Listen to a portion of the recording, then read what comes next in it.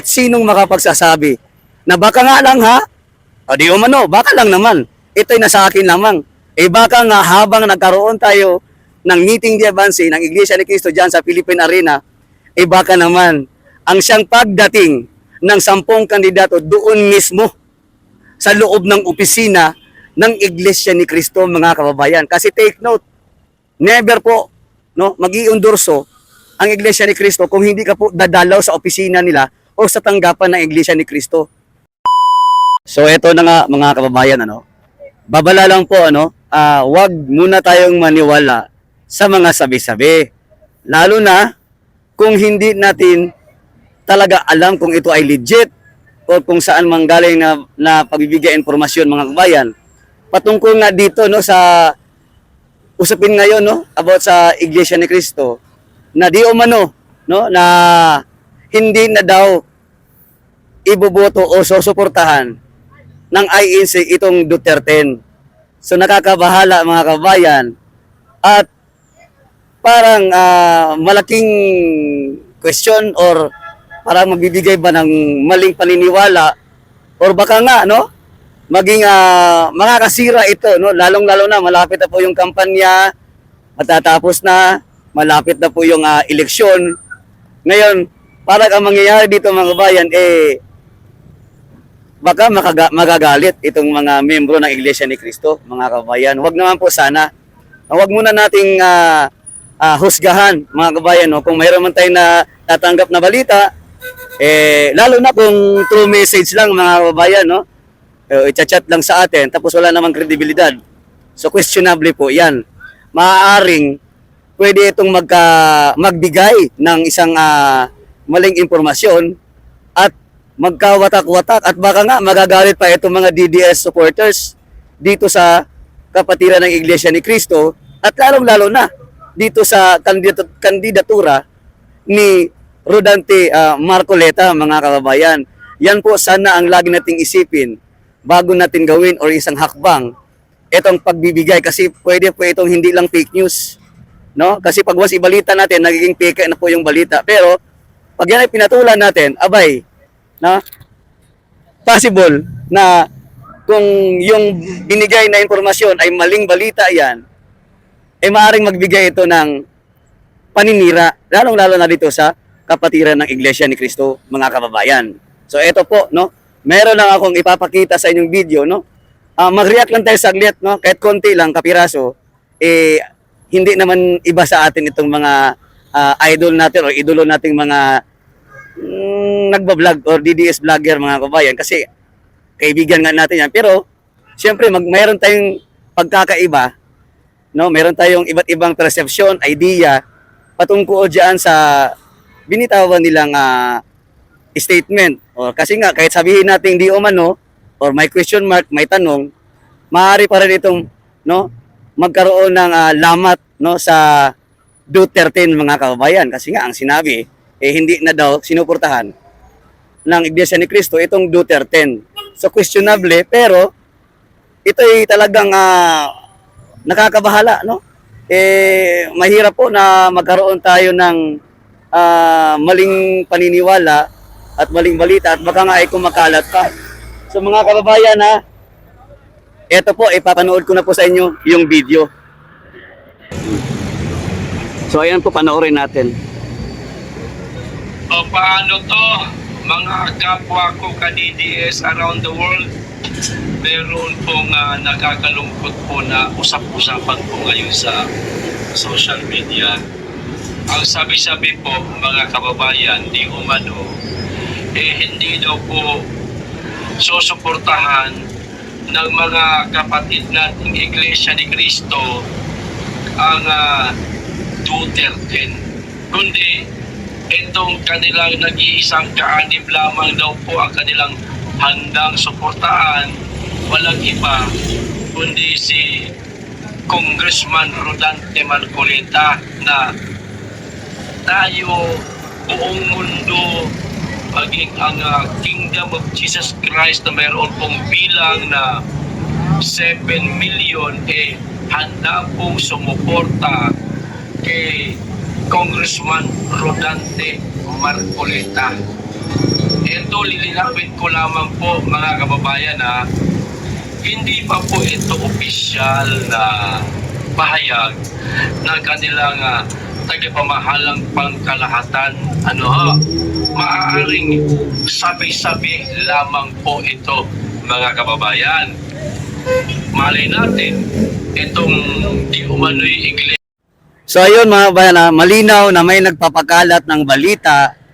No, ewan ko lang kung saan, kung sino ang nagbigay ng mensahe nitong kay Kapiil mga kabayan na ito nga ay sabi-sabi lang. So ibig sabihin ng sabi-sabi, hindi kumpirmado, hindi tayo sigurado kung totoo, pero still, ginawan po ng content o reaksyon ni Kapiil mga kabayan. Ayan, tuloy tayo.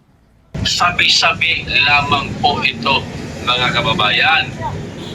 Malay natin, itong di umano'y iglesia na nagpapakalat nitong kwentong ito, malay natin baka bangag pala yun. Ibig sabihin ba, supporter pala ni Bangag yun mga kababayan at nananakot lang. No? Kaya nga, hindi pa po ito opisyal. Mag-aantabay po tayo mga kababayan kung kailan po maglalabas ng statement. Di ba? Lagi naman natin inaabangan yan kung sino ang i-endorso, no? O ang tutulungan ng ating mga kapatid na Iglesia ni Cristo. Kanino ko naman po nalaman ito? Walang iba po mga kababayan kundi sa ampon ko na si Dabawenyo PH mga kababayan. Mayroon di umanong nagmensahe sa kanya na So ayan mga kabayan, so merong nagmensahe kay Dabawenyo PH mga kabayan patungkol dyan sa nagpapakalat ng mali-maling balita na hindi na daw suportado ng IEC itong Duterte mga kabayan. Ayan, pakinggan po natin. Ito po, patuloy po natin. natin nakaanib sa Iglesia ni Cristo at yun nga ang sabi sa kanya. Tanging si Marcoleta lamang ang susuportahan. Ngayon, pwede mo natin makausap mga kababayan si Dabawenyo PH para siya ho mismo ang magsabi sa inyo kung paano po pagkakasabi sa kanya nitong kanyang subscriber nakaanib po ng Iglesia ni Cristo. Ito na, kausapin po natin yung aking ampon mga kababayan na kahawig na yata ito ni Baldo. Puka rito, dalihan mo na, huwag ka na magpapugi. Ito, nag-iintay sila sa'yo, bihira ka naman, no? O paano ba pagkakasabi sa'yo? Basahin na natin dito. May message. Nasa messenger pala. Para klaro. So mensahe lang pala sa messenger. Ay, ipakita namin sa inyo, pero hindi namin ilalagay dyan sa screen, ha? Ayan. Okay. Basahin na natin. Basahin natin, o. Sige. Ano? Nagpatawag na INC dito sa amin. Dala kami. Ang biniling lang ay si Marcoleta. Pinilin. Nagpatawag na INC dito sa amin. Dala kami. Ang binilin lang ay si Marcoleta. So ayun mga kababayan, so maliwanag doon na may mensahe no through messenger chat na ang binilin lang daw, ito daw ay taga-INC ha. O, hindi natin alam kung legit ba talaga na taga-INC yan. Pero ang sabi, ang binilin lang daw sa kanila na ang iboto ay si Rodante Marcoleta, no? Yan po ang mensahe doon sa conversation, doon sa chat mga kababayan. O tuloy po tayo. Yun o, hindi namin pwede ipakita para ma-protectionan po natin itong mensahe mga kababayan. Pinakita ko naman sa inyo, di ba? So ano pa sabi? Nung sabi nyo nag-reply, nagulat. Ano? Sabi gano'n. Confirm? Sabi gano'n. Meron pa isa tayo. Meron pa isa, o di marami pala to. Pero kailangan natin siguraduhin. O para marami tayo. Ito pa isa. Sabi naman dito, Oo. hindi daw invited yung ibang senator Hmm? sa event ni Congressman Marcoleta. kaya sabi dito. So, kapag ka mayroong event, si Congressman Marcoleta, siya lang talaga. Kasi Baka lang, no? Di pa tayo sigurado. ito guys, mensahe lang naman to galing sa subscriber namin na i-insulin. Ayun siya rin. Saan ba mayroong event si Marcoleta? Pagkakala ko yata ngayon sa video nila rin Solo lang siya to. yung iba lang naman daw hindi invited saka Yung iba invited. Oo. Pili. hindi lang tapos may iba dito na apat lang pala sila at di lang pala si Marcolita tayo apat lang pala sila na na pasok sa INC. Tutulungan ng INC pero hindi pa pinangalanan.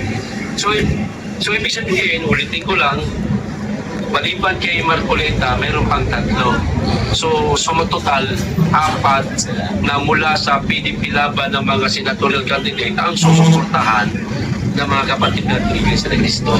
So yung 6, hindi na.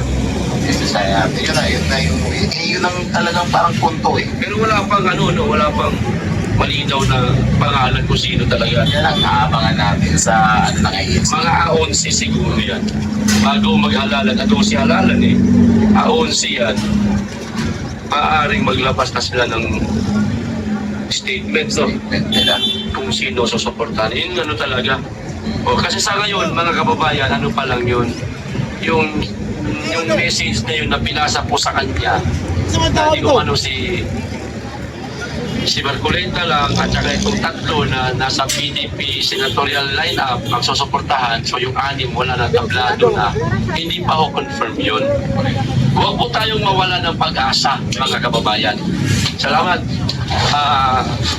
Wag din po tayong sasama loob, mga kababayan.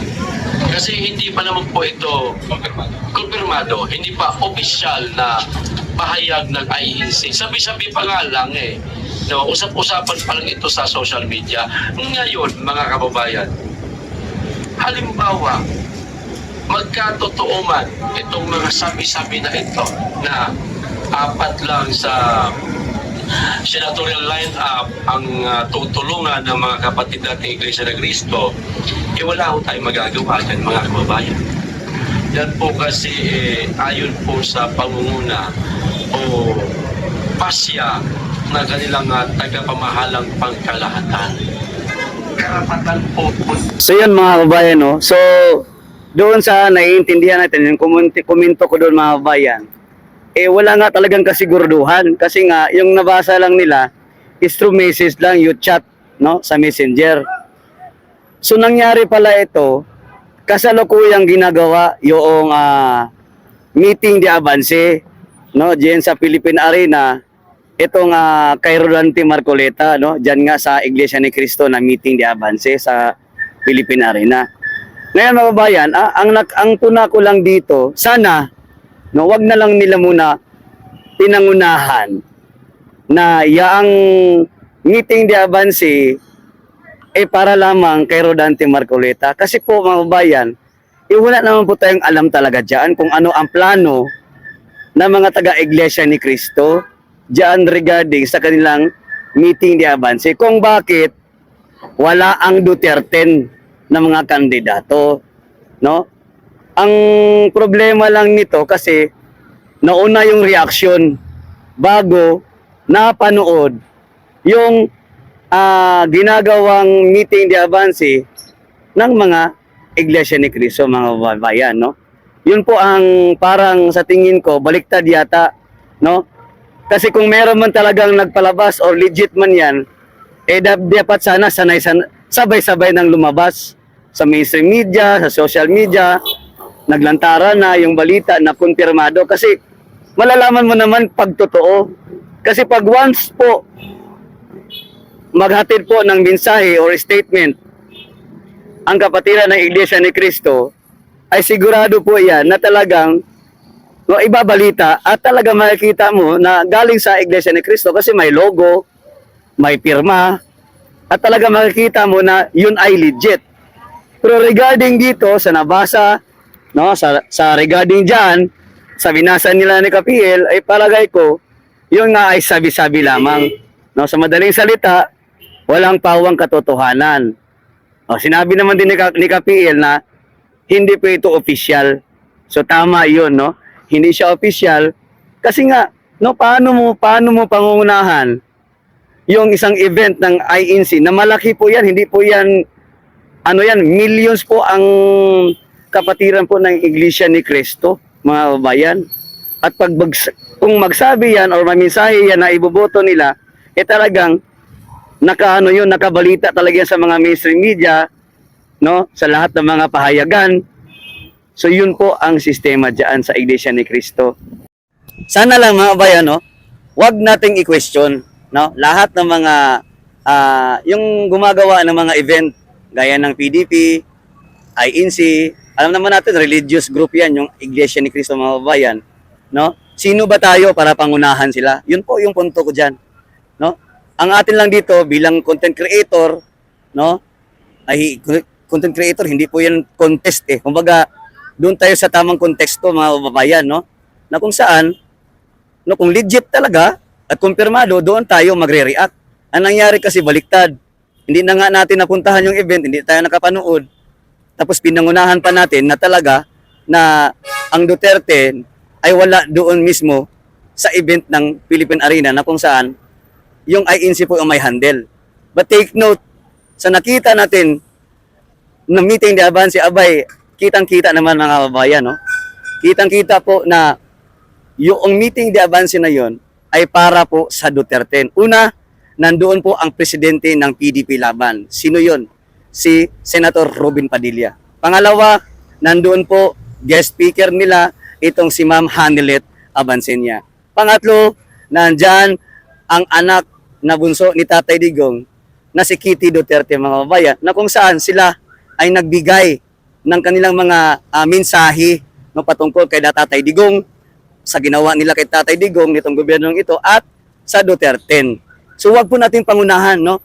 Pakiusap lang, wag tayong magkawatak-watak kasi possible to, no, magkaroon ng lamat kasi nga baka maniwala naman itong mga DD supporters na hindi iboboto ang Duterte ng INC. Wala pong katotohanan yon.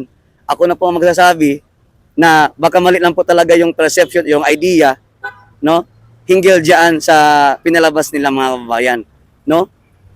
Kasi para sa akin maniwala, no? Kasi mga babayan, para sa akin maniwala na lang po tayo sa Net 25. Maniwala tayo kay Congressman Rodante Marcoleta na kung saan ipinaglalaban niya ang mga Duterte, no? Maniwala tayo mismo sa Iglesia ni Cristo. Alam niyo naman, no? Noong mayroon tayo malawakang rally sa Davao City at simultaneous yun nationwide. Alam niyo naman na talagang mumuhos po ang suporta ng Iglesia ni Cristo at sabi pa nga non-partisan, pero yun po ay para kay VP Sara Duterte na rally, no? Iyak naman kayo mga bangag, ha? Kahit sabihin niyo man, maniwala man kayo or hindi, yung rally na yun ay para kay VP Sara yun. Suporta ng Iglesia ni Cristo na kung saan nagkaroon tayo ng simultaneous, no, na rally ng Iglesia ni Cristo na kung saan dinagsa talaga, mga kababayan. Yan po ay para kay VP Sara Duterte. Pero ang sinasabi lang talaga nito Iglesia ni Cristo, non-partisan sila. Kasi naman, religious group po itong Iglesia ni Cristo. Kailangan po natin unawain na baka nga hindi na nila binitbit or dinala ang lahat ng kandidato ng Duterte para hindi na po, no, gawan pa or iba ng mga issue. Alam niyo naman, yung mga kalaban diyan, no, gagawa ng ano-ano mga kwento, no? Kasi pagdalhin pa nila ang Duterte, mga kandidato, ihahaba lang po ang diskusyon, hahaba lang po yung usapan. So malamang ginawa na lang ng paraan na lang siguro na ang imbitahin nila si Robin Padilla, Hanilet at Kitty. At sinong makapagsasabi na baka nga lang, ha? O di umano, baka lang naman. Ito'y nasa akin lamang. Baka nga habang nagkaroon tayo ng meeting di Abansi ng Iglesia ni Cristo dyan sa Philippine Arena, baka naman ang siyang pagdating ng 10 kandidato doon mismo sa loob ng opisina ng Iglesia ni Cristo, mga kababayan. Kasi take note, never po, no, mag-iundurso ang Iglesia ni Cristo kung hindi ka po dadalaw sa opisina nila o sa tanggapan ng Iglesia ni Cristo. Mga kababayan, Hindi po pwedeng Duterte lang sabihin natin at wala pong permiso o wala pong aktual na pagpunta ng individual po ng mga kandidato ng PDP Laban. Hindi po tama yun.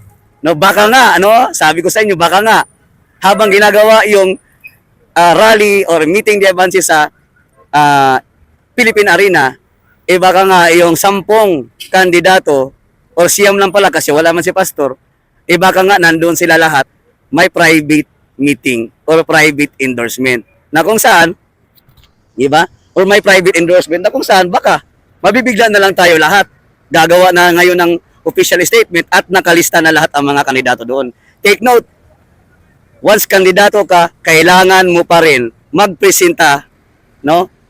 O ipresenta mo ang sarili mo sa tanggapan ng Iglesia ni Cristo para kayo po'y official na ma-i-endorse sa darating po na halalan. Again mga kababayan, uulitin ko, huwag sa natin magkawatak-watak. Huwag nating bigyang mali siya kasi kasamahan natin yan. Malamang na mali lang po yung may nagbigay lang sa kanila na hindi naman siguro to legit yun. Kasi nga, once po magbigay ng mensahe ang Iglesia, talagang dokumentado po yan. Hanggang dito na lamang mga kababayan. Na po medyo wag tayong malito, no? Solid po ang Duterte, no? Kahit sabihin may nagpapakalat yan, 3 lang ang inendorso, si Bato, Go at Marcoleta.